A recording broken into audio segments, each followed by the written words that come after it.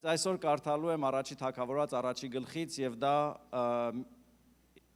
երկու կնոջ պատմությունը, շեշտադրությունը մի կնոջ վրա, որի պատմությունը սկսվում է անձնական դժբախտությամբ։ Սկսվում է տխուր վիճակով, սկսվում է նկարագրելով կնոջ համար ամենադժբախտ վիճակը, հատկապես այն ժամանակ, երբ որ գրվել է այս պատմությունը, երեխա չունենալը ամենամեծ նախատինքն էր, ամենամեծ ամոթը եւ ինչ որ տեղ նաեւ համարվում էր Աստծուց անտեսված լինել։ Եվ առաջի թագավորած առաջի գլխի մեջ հետեւյալ խոսքերն են կարդում. Եղկանա անունով մի մարդ կար, երկու կին ուներ։ Այդ մասը չեմ մեկնաբանի։ Այսօր հրյաներն անգամ կամ Իսրայելում բազմակնությունը օրենքով արգելված է եւ լավ է, մի կնոջ հետ հազիվ գլուխ ես հանում։ Բայց այն ժամանակ օքեյ էր երկու կին ունենալ, ավել ունենալ, սո եղկանան երկու կին ուներ եւ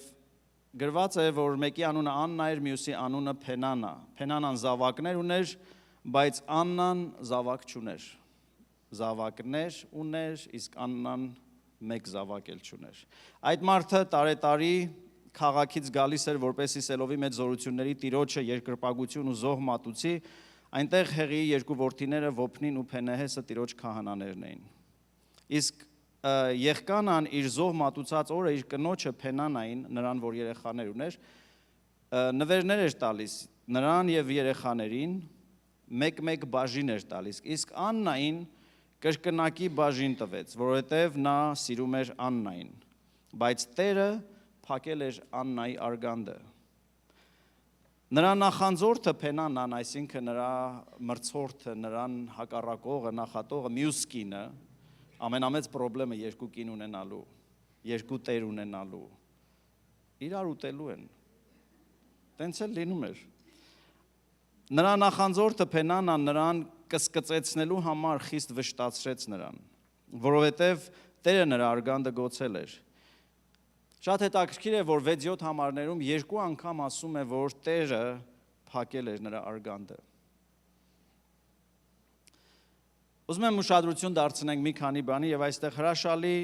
դասեր ունենք սովորելու։ Նախ նկարագրում է երկու իրավիճակ, որը ինչ որ առումով ընտրովի չէր։ Որովհետեւ նրանք երկուսն էլ հավասար ձևով ամուսնացել էին նույն մարդուն, բայց մեկի մոտ երեխաներ կար, մյուսի մոտ չկար։ Եվ երեխա չունենալ այնքան վիշտ էր, այնքան մեծ կսկիծ էր առաջացնում, որ այդ կինը օր-օրի դառնանում էր։ Բայց հետաքրքիր է, որ ասում է ամեն տարի, երբ որ գնում էին զոհ անելու, նախ այստեղ մի կարևոր դաս կա։ Անգամ երբ որ դու մտածում ես, որ քո կյանքը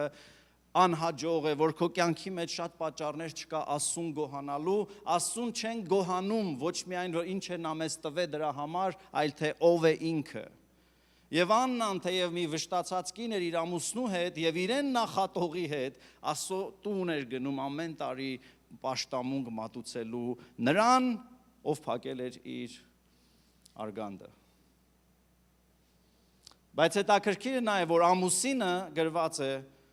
նրանց Փենանային եւ երեխաներին տալիս էր մեկական բաժին, Աննային տալիս էր կրկնակի բաժին, բայց միևնույնն է Աննան սրտով կոտրված կին էր, որովհետև նրա ուշադրությունն այն բանի վրա էր, թե ինչ ինքը չուներ։ Գիտեք, կյանքում ինչ բարձրությունների էլ հասնենք, միշտ լինելու է վիճակ, որ մենք ինչ որ բաներ չունենք։ Ինչ էլ մեզ տրվի, միշտ հասկանալու ենք, որ դեռ ինչ որ բան չունենք։ Դա մեր էության մեջ է։ Ամուսնացած չես, ամուսին ես ուզում, ամուսին ունես, երեխա ես ուզում, երեխա ունես, ամուսին չես ուզում, ամուսինի չես ուզում, երեխաներիդ ես ուզում։ Միշտ մի բան կա, որ քեզ նեղացնում է ու բերում քո մոտ այդ զգացողությունը, որ ինչի ես չունեմ։ Բոյ ունեցողը նեղվում է, թե ինչի եմ այսքան բոյով, ոնց պտտվում եմ, գլուխս միտեղ խփում եմ։ Կարճը միշտ մտածում է, ինչի պետք է հետս միշտ աթոռ մանածեմ, որ կանգնեմ, երանի մի քիչ բոյով լինեի։ Եվ տեսնում ենք, որ Աննան չուներ երեխա եւ դա մեծ դիլ էր, մեծ դժվարություն էր, բայց կրկնակի սեր ուներ։ Մյուս կինը, որ երեխաներ ուներ ու ամուսին ուներ, գրված չի, որ ամուսինը նրան սիրում էր, Գրված է նրանց բաժին էր տալիս։ Բայց Աննային կրկնակի սիրում էր, բայց Աննայի ուշադրությունը ոչ թե այդ սիրո վրա էր, որ կարող էր լինել, այլ ինչ որ չուներ նրա վրա էր։ Սիրելիներ, հաճախ մեր սրտի կոտրվածության եւ դժբախտության պատճառը ոչ թե նա է, թե ինչ մենք չունենք, որովհետեւ միշտ լինելու են բաներ, որ մենք չենք ունենալու, այլ որ մենք չենք կարողանում տեսնել եւ գոհանալ այն բաների համար, որ արդեն ունենք։ Նայր ինչ որ մեկին ասա դու շատ բան ունես։ Բաներ, որոնց համար կարող ես շնորհակալ լինել եւ ուրախ լինել, չմերժելով, ես չեմ ուզում, որ մենք ապրենք denial-ի մեջ, այո, եթե մարդը ունի խնդիր ու կարիք, Սուրբ Գիրքն ասում է, ձեր կարիքները բերեք Աստծուն։ Եվ ես հակառակ եմ այն երևույթին, որ շատ քրիստոնյաներ հերքում են եղած վիճակ, այսինքն մեկը ցավի մեջ ասում է, ես ցավ չունեմ։ No, ես ցավ ունեմ, բայց Հիսուսը կարող է իմ ցավին տեղ դնել։ Այո, ես այսօր մեծ պարտքերի մեջ եմ, մեծ խուճապի մեջ եմ, մեծ դժվարության մեջ եմ, ես դա չեմ մերժում, բայց սա իմ վերջը չէ, որովհետև Աստված ինձ համար ապագա եւ բարօրության ծրագրեր ունի։ Բայց Աննայի խնդիրը սկսվում է նրանից, որ թեև նա կրկնակի ուշադրություն ու սեր ուներ իր ամուսնուց, միևնույնն է նրա սիրտը դառնացած էր ու կոտրված։ Եվ մեզ համար դասը սա է, որ մենք կարողանանք գոհացնել ինքներս մեզ եւ շնորհակալ լինել Աստծուց այն բաների համար, որ ունենք, որովհետեւ հավանաբար մյուս կինը կերազեր իր ամուսնուց մի քիչ սեր ստանար, մի քիչ ուշադրություն ստանար, բայց գրված է նա սիրում էր Աննային եւ կրկնակի էր անում։ Կանայք, ես հասկանում եմ, որ շատ բան չունեք, բայց գնահատեք ձեր ամուսինների սերը եւ ուշադրությունը, որովհետև շատ կանայք կերազեին դա ունենալ եւ չունեն։ Եվ ոչ մի ամուսնություն ու ոչ մի ամուսին եւ նաեւ ոչ մի կին կատարյալ չի։ Եվ մենք չենք կարող կատարյալ լինենք։ Եվ 8-րդ խոսքի մեջ ամուսինն ասում է, սովորաբար ամուսինները չխոսկան են, չեն խոսում տղամարդիկ։ Ամեն տղամարդիկ։ Տղամարդիկ, մենք չենք խոսում, չէ՞։ Կանայք են խոսացող։ Եթե չեք հավատում, բացեք ծննդոց գիրքը, երբ որ օձը գալիս է պարտեզ սատանան, Ադամի հետ չէր կարող խոսալ, որովհետև Ադամը խոսացող չէր։ Այդ կինն էր, որ սկսեց խոսալ, սիրտը դատարկել ու խաբվեց։ Տղամարդիկ խոսացող չեն, բայց 8-րդ խոսքի մեջ գրված ամուսինը դարավ Աննային ու ասեց. «Լսիր, միթե ես 10 երեխայից լավ չեմ քեզ»։ Ինձ թվում է, որ այդ մարդու սրտի կծկիցն էր, որ այդ խոսքերի մեջ այնքան սպասված կուտակված բան կար, որ վերջում պայթեց, ասեց, այն ինչ ես քեզ տալիս եմ, 10 տղա երեխայի չափ բան եմ քեզ տալիս։ Բայց Աննայի սիրտը դեռ կոտրված էր, որովհետև այստեղ երևում է, որ Աննայի աչքերը դեռ իր ամուսնու վրա են, կարծես սպասելով, որ ավելին ու ավելին։ Սիրելիներ, մեր անձնական դժբախտությունը ամեն մեկից տղամարդ թեկին սկսվում է այն ժամանակ, երբ որ մենք ակնկալում ենք մարդկանցից մի բան, որ մարդը չի կարող տալ։ Ամեն տղամարդու մեջ եւ ամեն կնոջ մեջ կա մի void, կա մի դատարկություն, կա մի տեղ, որ ամենալավ կինը կամ ամենալավ ամուսինը չի կարող լցնել։ Մենք հաճախ ասում ենք, ես Աստված ունեմ, ինձ հերիք է։ Այո, Աստված, որ Ադամին ստեղծեց կատարյալ ու կատարյալ տեղ դրեց,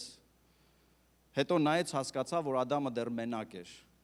Կա մեր հոգու մեջ Աստծուն պատկանող, Աստծուն պաշտելու տեղը, բայց նաև հաղորդակցության մի տեղ կա։ Աստծո տեղը Աստված պիտի լցնի, մարդկանց տեղը մարդիկ։ Այն բաները, որ միայն Աստված կարող է անել, մեկ պահանջի ձեր ամուսիններից կամ կանանցից։ Եթե որևէ մեկը չի հասկացել իր արժեքը,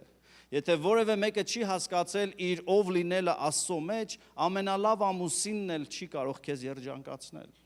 որովհետև դու միշտ պիտի կասկածես նրա սիրո կամ շարժառիթների վրա։ Իսկ քո պատասխանը, սիրելիս, կին թե տղամարդ, երիտասարդ թե ծեր, մեր լիարժեք բավարարվածությունը գալիս է միայն Աստծուց։ Եվ 10 որդու չափ ուշադրություն էր տալիս ամուսինը, բայց դեռևս չէր կարողանում լիարժեք դարձնել իր կնոջը։ Եվ շարունակության մեջ մենք տեսնում ենք փոփոխությունը որտեղից է գալիս։ Կոտրված, անհույս, դառնացած, վշտացած մի կին 9-րդ ու 10-րդ խոսքերի մեջ ասում է, նա Աննան ոտքի ելավ ու տրտմալից աղոթք արեց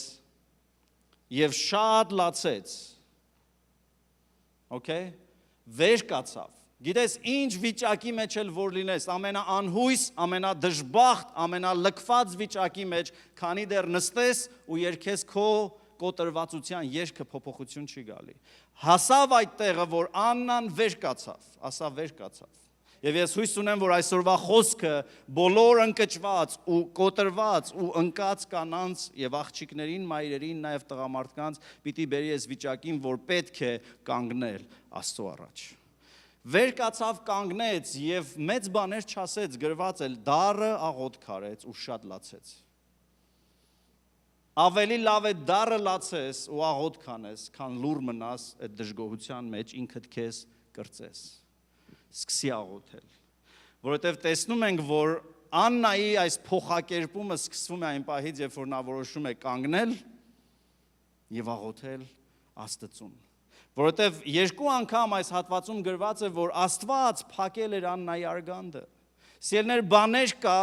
որ Աստված մինչև չբացեց, չի լինելու։ Եթե Տերը չշինեց տունը, շինողները իզուր են աշխատելու։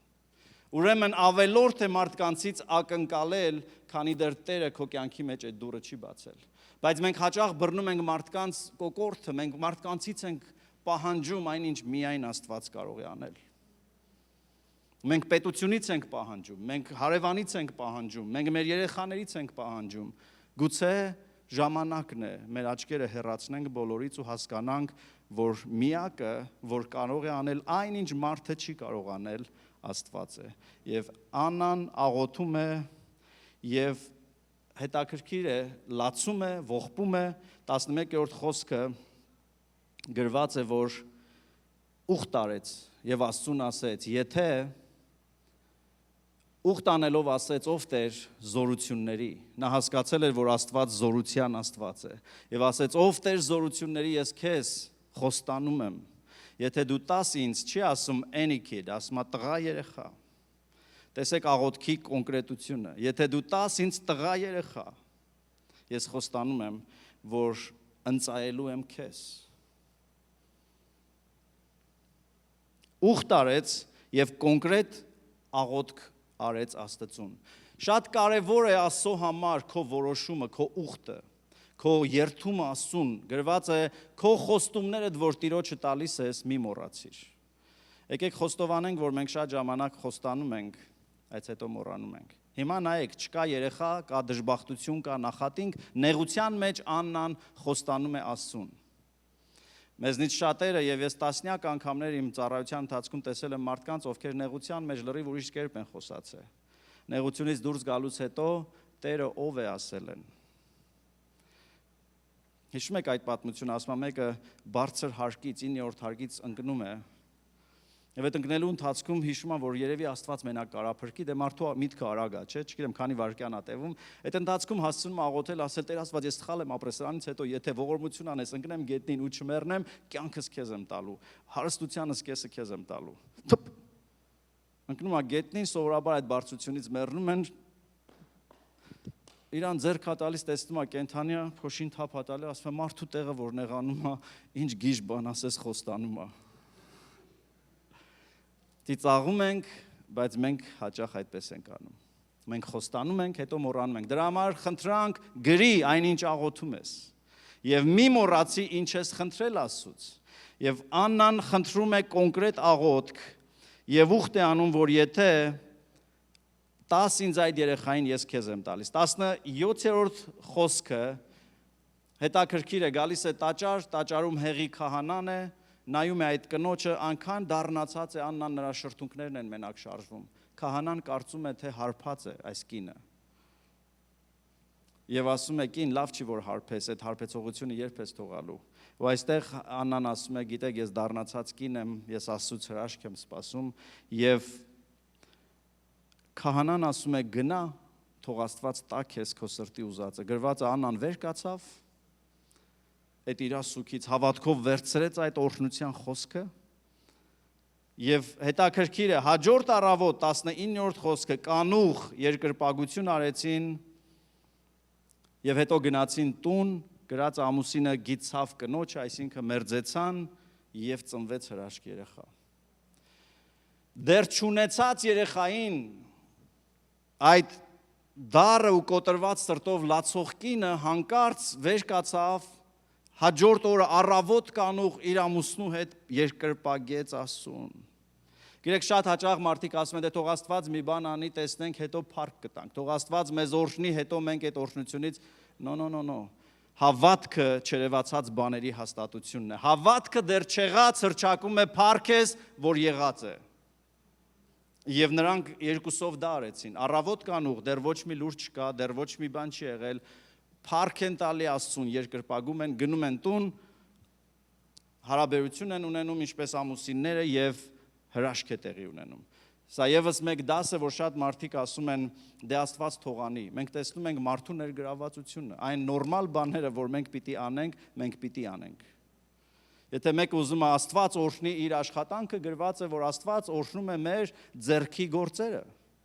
Դու չես կարող Աստծուց խնդրել օրհնություն ու ամբողջ օրը պարկել մահճակալին ու ոչինչ չանել։ Եթե ուզում ես օրհնություն, ուրեմն աշխատի, գտի այնինչ լավ ես, արա քո լավագույնը ու տես Աստված ոնց է օրհնելու։ Դե ամեն հրաշքը Աստված ակնկալում է, որ մենք մեր բնական կարողությամբ անենք այնինչ մենք կարող ենք։ Հաջորդ համարի մեջ մենք տեսնում ենք նորից մի հետաքրքիր բան, 24 խոսքը, եկեք կարդանք միասին։ Հատվածը, որ Նարան ընթերցեց, երեխան արդեն ծնվել է, ուրախացել են, հասկացել են, որ Աստված ողորմություն արեց, 24 խոսքն ասում է, երեխային կաթից կտրածի պես տղուն վերցրեց եւ 3 զվարակ ու 1 արդու ալյուր եւ 1 տին գինի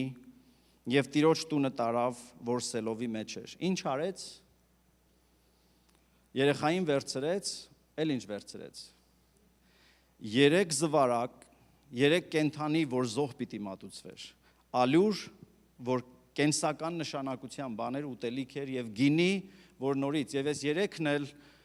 արժեք են, 3-ն էլ նյութական արժեք են։ Այսինքն միայն չգնաց շուրթերով տիրոջը օրհնելու զոհ արեց։ Սա նրանց համար, ովքեր ասում են ֆինանսների մասին են չի եք խոսում, սա ֆինանսների մասին է թե չէ։ Աննան տանում է իր երեխային Աստծո տուն, բայց նաև ֆինանսական օրհնություն է տանում Աստծուն զոհ անելու։ 3 զվարակ, ալյուր եւ գինի եւ մատուցում է Աստծուն։ Եվ Աննան ասեց. «Օ Տեր իմ, քո անձդ կենթանի է, ես այն կինն եմ, որ այստեղ քո կով կանգնեցի տիրոջը աղոթք անելու համար»։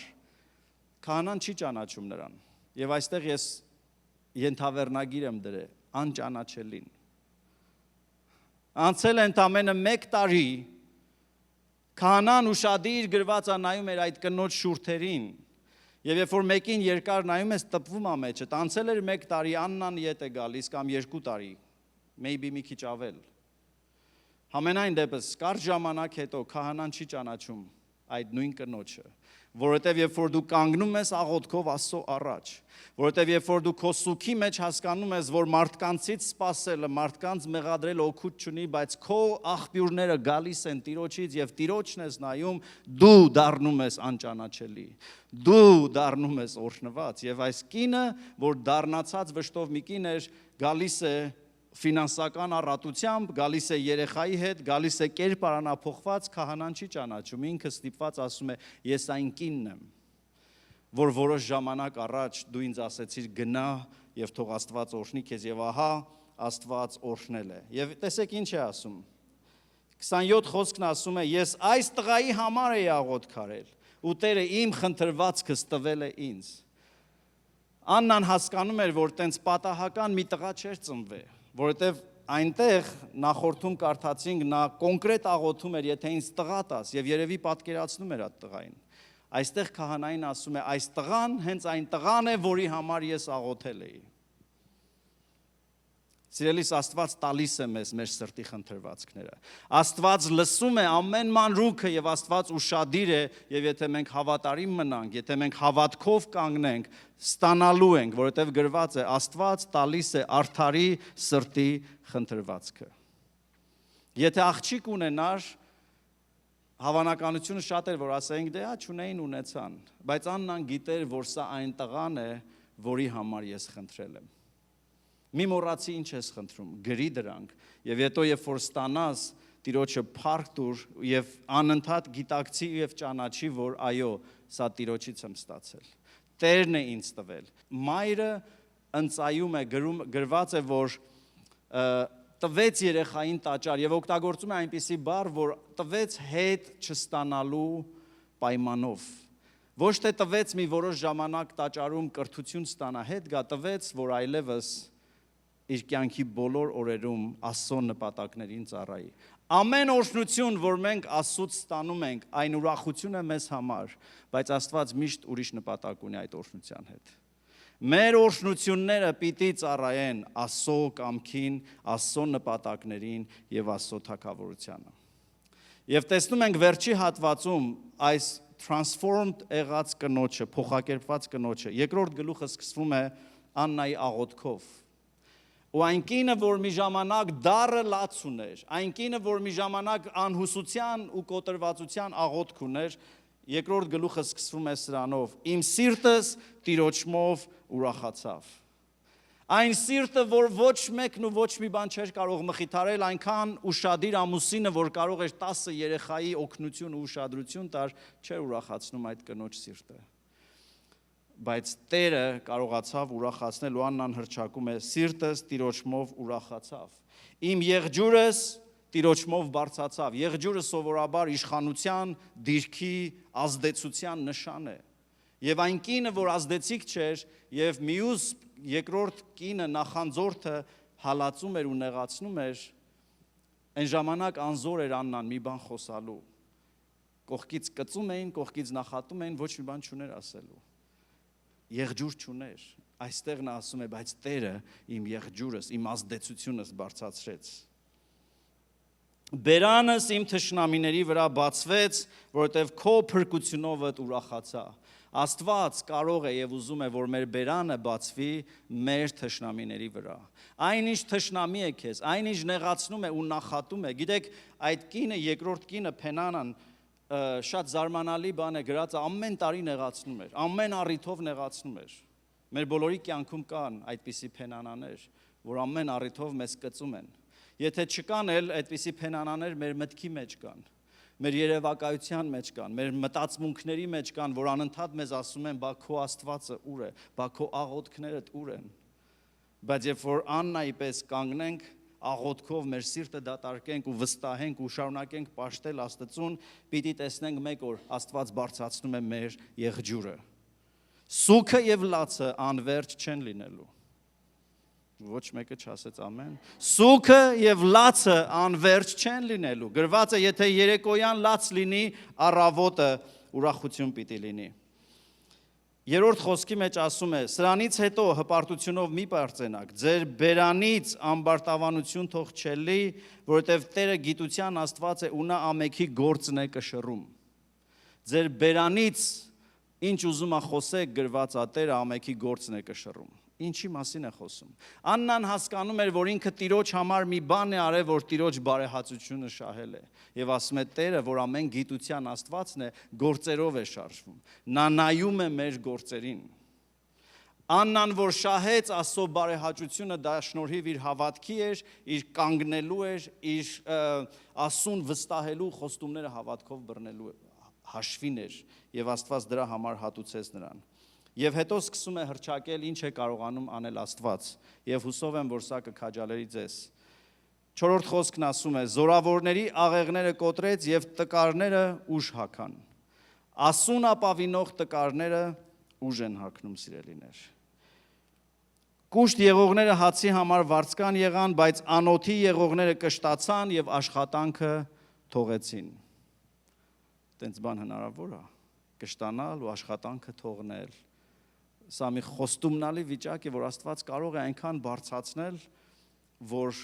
քո ունեցվածքը քեզ սկսի կերակրել այնքան, որ աշխատելու կարիք այլևս չունենաս։ Երբեմն քրիստոնյաները գիլթ են զգում, մեղավորություն են զգում երազել այսպես, այնքան պասիվ ինքամ ունենաս, որ չաշխատես։ Աննան ասում է, սովածները այնքան օրհնվեցին, որ կշտացան ու էլ չաշխատեցին։ Հալելույա։ Լավա թե չէ։ Անոթի եղողները կշտացան եւ աշխատանքը թողեցին եւ 5-րդ խոսքն եմ կարդում։ Ամոլը, այսինքն երեխա չունեցողը 7 զավակ ծնեց։ Երեխա չունեցողը 7 զավակ ծնեց։ Տեսնում եք transformation-ը։ Տեսնում եք մի կնոջ պատմություն, որ սկսում է շատ խավար ու մութ ու կոտրված տեղ, բայց հանկարծ սկսում է երգել ու հռչակել բաներ, որ ամենաբարձր մարդիկ կերազեին ունենալ, որ ասում են 7 երեխով սեղան նստես, դա կարծես օրհնության վերջն է, 7 որդիներով սեղան նստես, եւ Աննան ասում է, Տերը դա է կարողանում անել մեզ հետ։ Աղքատացնողը, 7-րդ խոսքը, աղքատացնողը եւ հարստացնողը, ցածրացնողը ու բարձրացնողը Տերն է։ Նա է աղքատին փոշուց վերցնում եւ կարոտին աղբից հանում, որպեսի իշխանների հետ նստացնի։ Եվ 9-րդ խոսքում ասում է, որովհետև մարդը իր ուժով չի կարող հաղթել։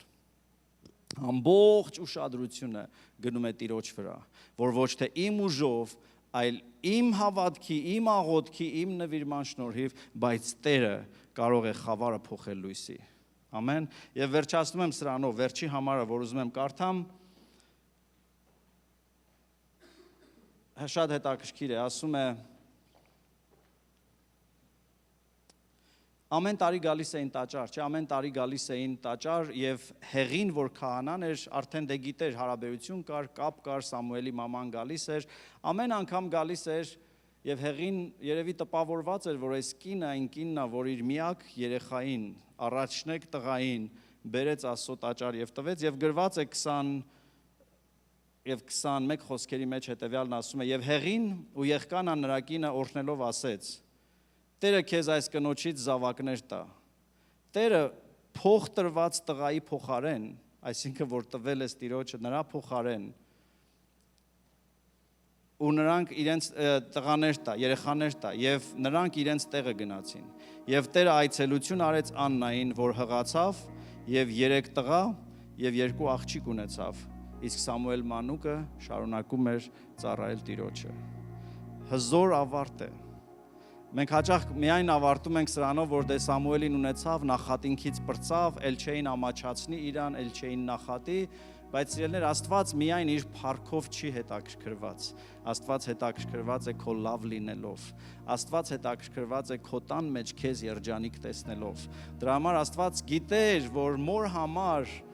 դա մեծ զոհաբերություն էր։ Եվ քահանայի օրհնությունով մենք չգիտենք, երևի հաջորդ ամեն տարվա մեջ 5 երեխաներ են ծնվում, 3 տղա, 2 աղջիկ, perfect number, շատ լավ combination է։ Եվ այս ամենը երևի 15 տարվա պատմություն է։ Բայց մենք տեսնում ենք մի կին մոխիրների մեջ սևացած թուքումրից, խայտառակված, ծաղրանքի ու դժբախտության առարկա, վատ օրինակ ուրիշների համար։ Բայց հանկարծ տեսնում ենք մի տրանսֆորմացիա, որ Աստծուն ապավինողներին հնարավոր է լինել, հանկարծ այս կինը, որ դժբախտ էր, դառնացած էր ու լացող էր, հանկարծ գոհության երգեր ունի, հանկարծ կարողանում է հռչակել ու ասել, որ Աստված անում է այնպիսի բաներ, որ մարդը չի կարող անել։ Եվ ավելին, Իսրայելին նա պարգևում է ամենահզոր մարգարեին, մի մարգարե, որ իր կյանքի բոլոր օրերի մեջ քայլեց Աստծո առաջ ուղղությունով, հաճելի եղավ Աստծուն եւ մի ամբողջ ազգի կարողացավ առաջնորդել դեպի Տիրոջ ճանապարհները։ Սա է մեր բաժինը, սա է Տիրոջը հուսացողների բաժինը։ Ես հասկանում եմ, որ կյանքը շատ ժամանակ ամեն ինչ անում է, որ մեզ ջարդի, կոտրի, ոչնչացնի։